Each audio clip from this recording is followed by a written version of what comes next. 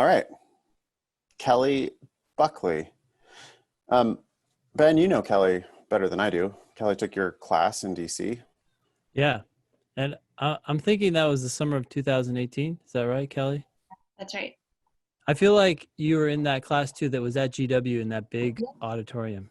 Yeah, that's right. Okay, cool. It all works out. Yeah, I remember you sat up like to the right, on the right side. Yeah. So anyways, yeah, everybody kind of stakes out their seats, right? And then they just stay there for the whole semester generally. But that was a fun class. I think it had like 65 people in it or something. So that was crazy. But so you went to school and then you transferred to GW, which I of course have some affinity for. And then you reached out and you were just saying thank you or something. And then I said, come on the show. Is that what you wanted out of that thank you? Probably not. I wasn't really sure, but I thought that I should at least give you a shout out since you were kind of my Sherpa through the entire application process. Yeah. I don't know if anyone's ever called me a Sherpa, but I'll take it. Well, the podcast especially. Yeah. Yeah. Yeah. How many episodes of the podcast did you listen to, Kelly, when you were en route to law school? Ooh. I would say at least 50. I remember there was one where Ben had, there was like the lawnmower was always coming back and it was all, and then you had to change your location or something. Yeah. That's probably mine. Or maybe it was I used to have the crazily aggressive yard workers going. It was like every day they were out there mowing the lawn. Yeah. Yeah. Cool. That's pretty funny.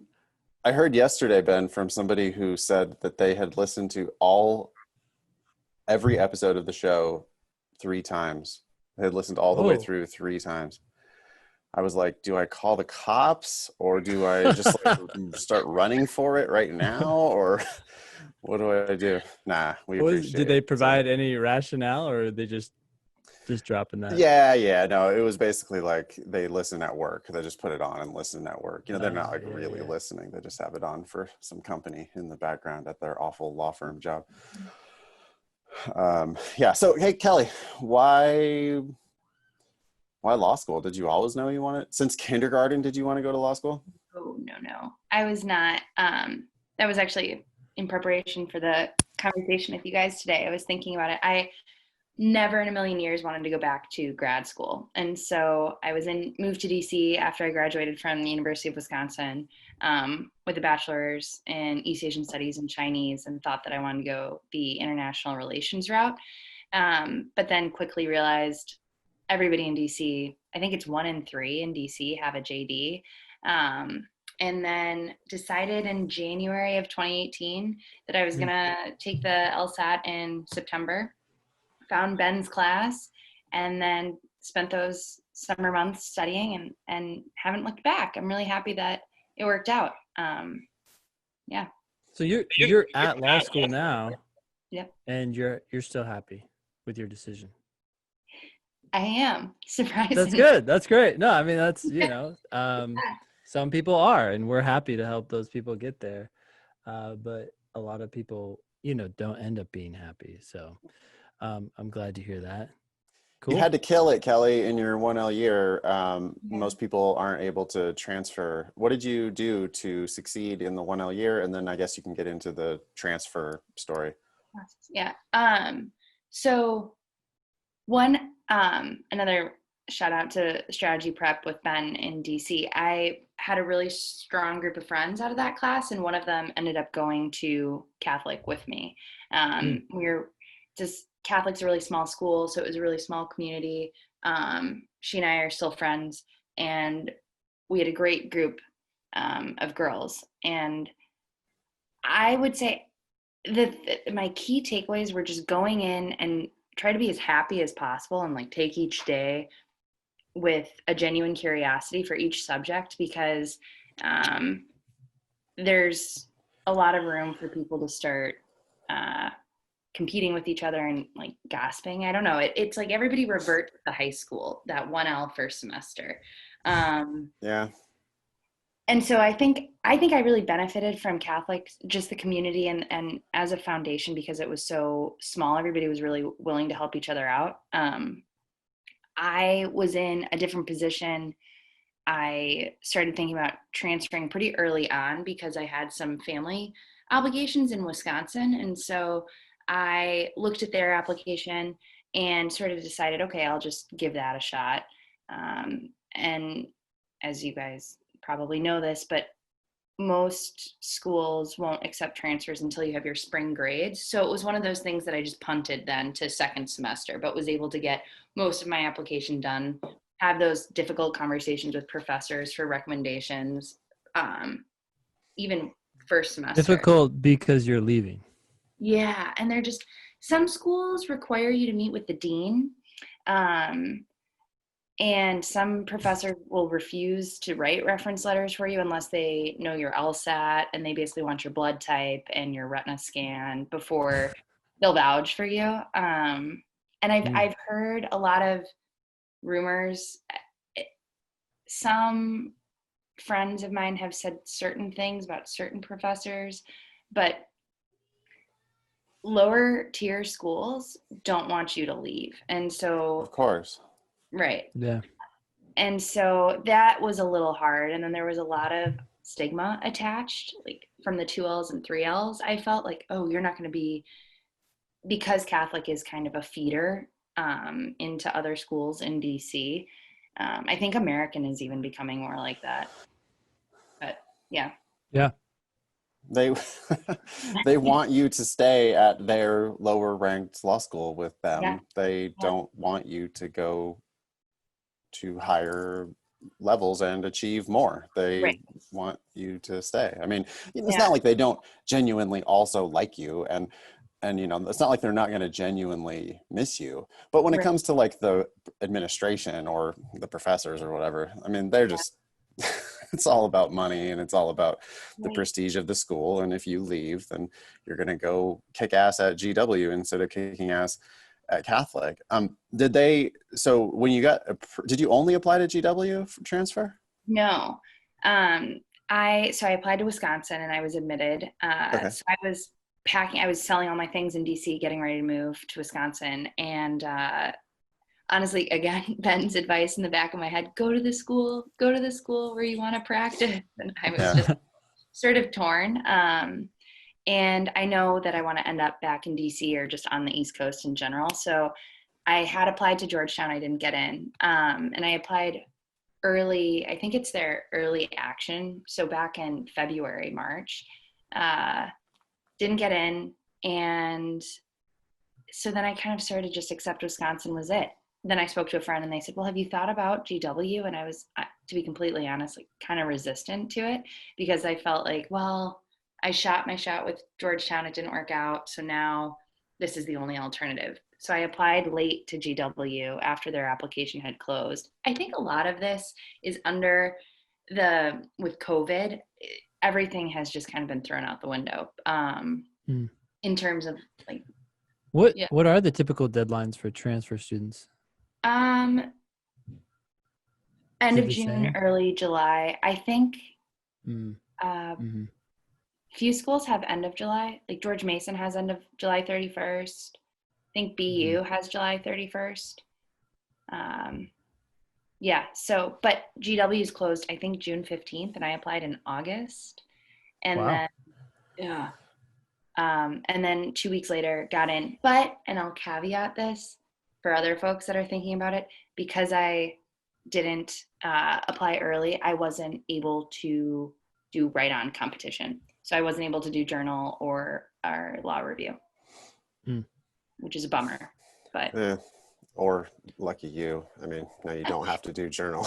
I mean, it's a shit ton of work for uncertain benefit. Did Catholic try to offer you money to stay? Did you think about negotiating? Did you think about taking the money? That's a really good question. So I had a really nice generous scholarship for my first year. And which is part of the reason why I went there. And when I had my acceptance from Wisconsin, I asked them to bump it $15,000 more, and which would have helped with living expenses. And they said no. And they said in years past, we probably would have said yes. I have heard from other friends who got into higher ranked schools leaving Catholic that they were offered more money. So I don't know if it was just that I didn't get into Georgetown or Northwestern or one of the others. I did say at the time, if I got in to, wherever, and then Catholic came back and said, oh, we want to give you a full ride and do all, then I would have stayed. But that wasn't in the cards. And so, but I think it's so important to negotiate. It's such a hard conversation to have. And the earlier you start having it, the better you are in creating a habit too, even in terms of like for your professional experience. Yeah, that's a good point. Build that muscle now. I was yelling at my class last night. I was like, listen, if you're not asking for application fee waivers and if you're not asking for LSAC report fee waivers, ask for both of those things and just start practicing now, because that's what you're going to do as a lawyer, is ask a million annoying questions to people. And like, if you can't advocate in that way, such an obvious, easy way, if you can't do that now, then how are you going to help your client? So did they, once you actually told them that you were really leaving, was there any like post negotiation? No, they were just like, sorry, that's sad, bye. Yeah. I have heard a rumor that a third of, so we were at like 150, 155, a third of my class transferred out. Wow. That's a significant, Yeah, that's a lot of revenue. Even though you got a scholarship, you're still, it sounded like sending them some money. So, So what are the kinds of things that they're looking for in a transferee? Because, when you're applying to a school, we of course have to worry about the LSAT, GPA, and personal statement. And then secondary is like resume and stuff like that. But what are they looking for when you apply to GW? Can I guess? Yeah. Grades. Grades are most important. Yep. Okay. That's it. And that's what, do they even ask for your LSAT score? I think only because you have to do it through LSAC. So you have to disclose that in that initial application. But no, otherwise, no. That's interesting. So I guess they don't have to report your LSAT score to U.S. News and World Report ranking, even if you're a transfer student? Nope. No, because they're only reporting the stats for the incoming 1L class. I didn't know. I thought they would keep those stats. I thought U.S. News, if I were U.S. News, I'd want to know each of the 3 years because that tells a picture or a story as well. But anyways, okay. Okay. I'm sure folks that listen know this, but I found universities' 509s reports the most helpful, because you could go in and you could not only see what their 1L class had brought, but also the transfers. So they have a little box all the way at the bottom of the report, and it highlights what the average GPA was. If I think it's over more than 8 people that transferred in, and then it also says how many people transfer out. So not knowing this, going into the process, thinking it was only going to be Wisconsin, people started suggesting that I apply to Georgetown, because Georgetown and Fordham actually are 2 of the schools that accept the most transfers. And I think that's because they're also feeders into the T14. So you can they're losing people. So I think Georgetown they had, on average, they have 100 transfers each year which is a class at some schools. Wow, that's huge. So then where are people going from these top schools? Are they just leaving, or are the school classes just getting bigger? I'm not sure. I have a good friend who transferred from Cornell to Harvard. So I think if you're in that sort of rat race mentality already, you're probably just bumping up. I don't know. Yeah. There's going to be some attrition at the top school, at every school. People get sick, a girl in my class at Hastings got pregnant and decided she didn't want to finish. people decide that they just have other stuff they want to do with their lives. So there is going to be some attrition that they're going to fill up. Might also be because of clinics and externships and electives and whatever, you know, they're not just jamming people into one room to take contracts or whatever in your 2L and 3L years. They might just be able to accommodate more students potentially. Yeah. And that's more revenue for them in a lot of cases. Yeah. And it doesn't show up on their 509s, right? So if you're like, that actually is a strategy for an elite school, is to have like tighter admission standards for your 1Ls and then accept a lot of transfers, because it's just like free money and it doesn't hurt your ABA numbers, doesn't hurt your public data. And your risk is lower, right? I mean, because they've already succeeded. Yeah. Yeah. Like, can you do well in law school? I said that was a strategy for an elite school, but no, that's a perfect strategy for some just middling school. That's what they should totally do, right? Like Catholics should shrink the size of their 1L class and then start taking transfers from, you know, just whatever schools that are ranked 150th in the country or whatever, take a bunch of transfers, make a bunch of money, and we know that they're successful law students. That's what we'll do, John. When you finally do start John Roberts, you can just be like transfers only. We accept one out of 1,000 applicants every year. They get a 180. It's like, oh, great average. Cool. Ben, are you going to let me help you when you start John Roberts Law School? Do I get to be on your brain trust? Of course. Am I going to have to send in my resume? Yeah, and your official score report. Yeah, writing sample. Yeah. Okay. Kelly, we don't want to take up your whole day, but you were a very successful 1L. Do you want to give some tips for how to succeed as a 1L? Yeah, sure. I'm really glad, speaking from personal experience, of course, that I took some time and actually worked.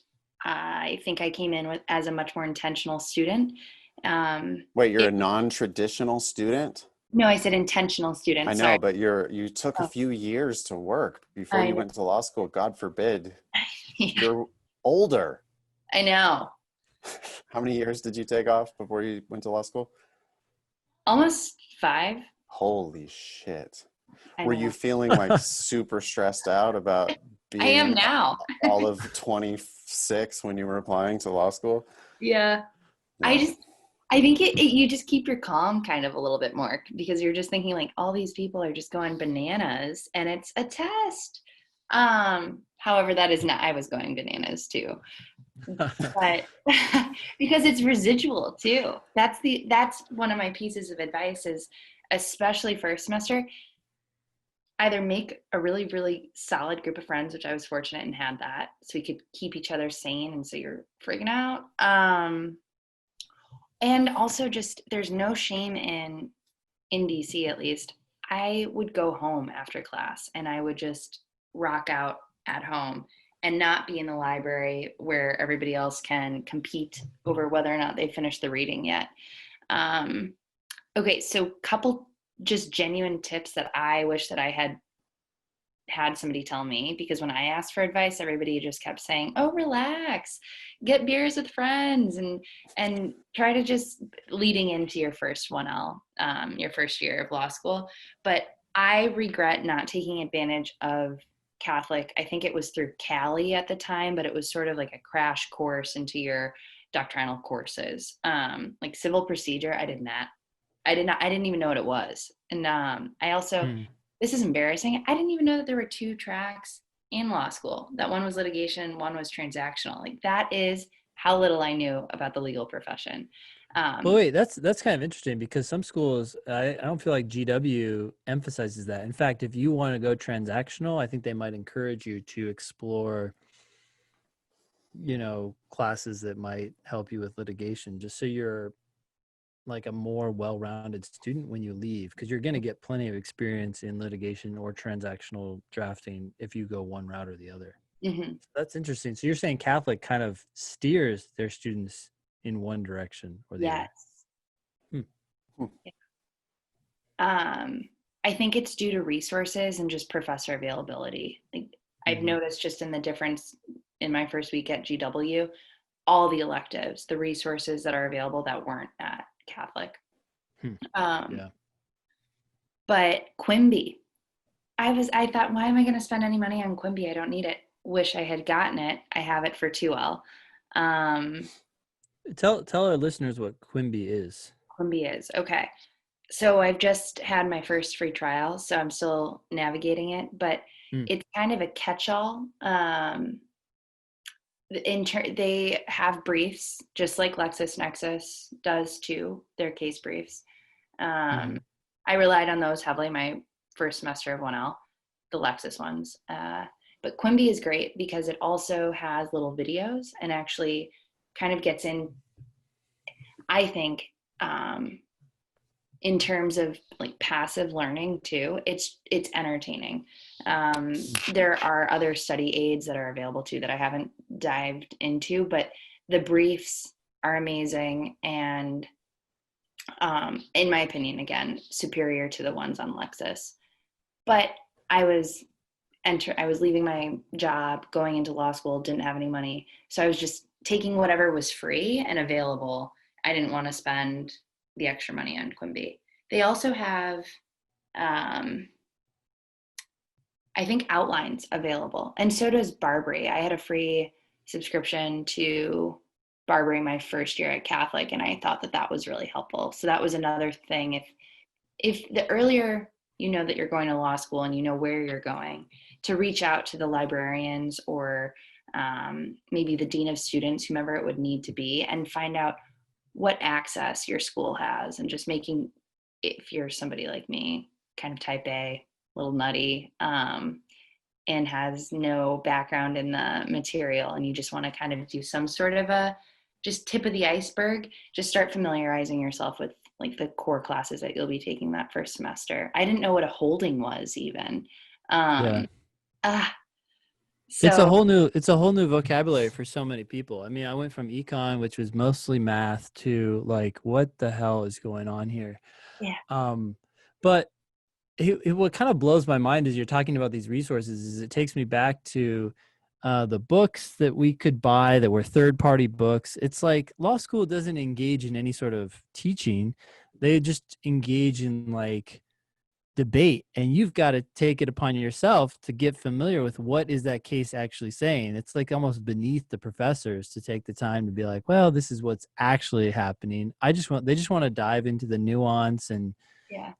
it tosses people around because they have no idea how it fits into the bigger picture. Yep. That's exactly. That's also what Quimbee has, is for the concurrences and the dissents. It actually breaks those down and has little summaries of those too. And I found professors, especially second semester of 1L and now even this first week, they want to get into the back and forth, and they want to know, okay, well, if you're a police officer and it's a Fourth Amendment, well, then how, as the prosecutor, what would you be doing? And then what would the defendant? And I just didn't know. So Quimbee's a great tool just to kind of have in your back pocket. They also have, I think, podcasts and little lessons that my friends would listen to on the metro going to school. The other kind of big piece is meet with professors. I don't think anybody told me that. Catholic was a small school, so I had plenty of opportunity to stay after class and ask questions, but do take advantage of that, because it's not going to be the career office at your school that's going to help you get a job. It'll be your professors and kind of who they know. And the earlier you start having those conversations, other opportunities like research assistant, that sort of stuff may open up. I just interviewed Mike, a former student. He said the same thing. He got his job through one of his professors. So that's interesting. Now I'm wondering, like, you did all this work and you must have gotten good grades. If you're willing to share, like, how high were your grades and how high do you feel like they needed to be to transfer to a place like GW or Wisconsin? Like, where in the class do you have to end up? I would say, this is a great piece of advice that I got from one of my professors at Catholic. He said, if you're in the top 10 to 15% of your class right now, stay. because those same opportunities will be available to you if you're middle of the tier at a higher ranked school, like at GW, Georgetown. But he said, if you're not in that top 15%, consider leaving, because you'll just have that name recognition and it'll be easier to get your foot in the door through alum or networking.